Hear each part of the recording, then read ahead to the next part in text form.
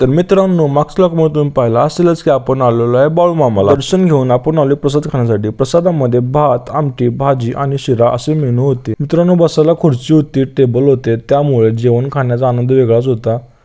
प्रसाद एक नंबर झाला मित्रांनो, एकदा तुम्ही पण नक्की विजिट द्या। फक्त ताटामध्ये अन्न वाया घालवायचं नाही असा एक नियम आहे। मी ताट स्वच्छ केलं, व्यवस्थित सगळं खाल्लं। बाहेर पडताना दारामध्ये मंदिराचे सेवेकरी बसलेले ते चेक करत होते की कोणी ताटामध्ये काही शिल्लक ठेवले काय। आणि हो मित्रांनो, जेवण झाल्यानंतर सगळ्यांनी आपले ताट स्वतःच धुवायचे आहे। बाहेर यायचं, चावीला पाणी असते, जायचं, ताट स्वच्छ धुवायचं आणि धुतलेले ताट परत होत्या त्या ठिकाणी ठेवायचं, म्हणजे पुढचा येणार मेंबर ते ताट धुवून स्वतःला जेवायला घेऊ शकतो। ताट ठेवण्यासाठी काही मित्रांनो 3 मोठे ट्रे होते। लोकांनी त्यांनी पण ताटं घेतली, पण जून झालं सगळे 2 मध्येच ठेवले। मंदिरात गेल्यानंतर मला ते छोटंसं कुत्र्याचं पिल्लू दिसलं, एकदम क्यूट होतं मित्रांनो ते, त्याला मी बोलवलं। तर मित्रांनो, नंतर मी गेलो खेळण्याच्या दुकानाच्या स्टॉलमध्ये, तिथे गेल्यानंतर मला माझी पात्रता कळली। काय झालं ते पहा पुढच्या ब्लॉगमध्ये। सबस्क्राईब आणि फॉलो करा विसरू नका।